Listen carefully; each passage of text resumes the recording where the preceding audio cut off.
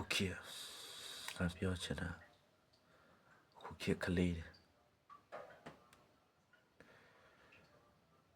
အချစ်ရေးဟာအချစ်ဆိုတာလှုပ်ယူလည်းမရချုပ်ကိုင်လည်းမရ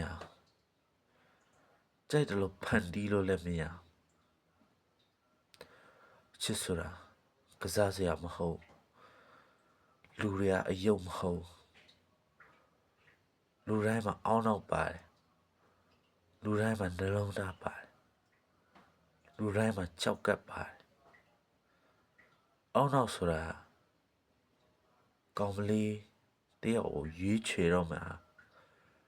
ကောင်မလေးတယောက်ကိုရွေးချယ်တော့မှာဆိုသူအောင်းနောက်နဲ့စဉ်းစားရကောင်မလေးတယောက်ကိုနှွေးထွေးမှုပေးဖို့ဆိုတာသူနှလုံးသားနဲ့ရင်းပြီးမှနှွေးထွေးမှုပေးတာကြောက်ကပ်ဆိုတာ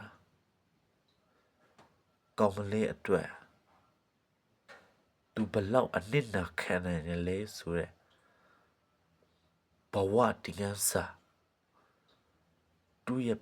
နာကျင်မှုတွေအားလုံးဒုက္ခမှုတွေအားလုံးသူကြောက်ကပ်ပေါ်မှာတင်ထားကြောက်ကပ်ဆိုတာပင်ပန်းမှုနှလုံးသားဆိုတာနှွေးထွေးမှုအောင်းနောက်ဆိုတာဆုံးဖြတ်မှုဒီတုံးမျိုးပေါင်းပြီးမှသူကရွေးချယ်ခဲ့တာအချစ်ကိုသူရွေးချယ်ခဲ့တာအချစ်ဆိုတာကစားစရာမဟုတ်ဘူးအခုလူတိုင်းမှာအယုတ်မဟုတ်လူတိုင်းမှာစိတ်ယုတ်လည်းမဟုတ်လူတိုင်းမှာအသေးနှလုံးမှာပါတာမဟုတ်ပါတယ်အောင်းနောက်နဲ့ဆုံးဖြတ်ရနှလုံးသားနဲ့တွေးတောရကြောက်ကလှုပ်ဆောင်မှုပေးရမလွယ်ဘူးအချစ်ကအယုတ်မဟုတ်မကစားပါနဲ့အချစ်ကိုတန်ဖိုးထားပါ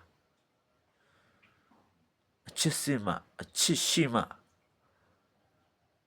မင်းတို့ကလောကအကြောင်းနားလည်မှာ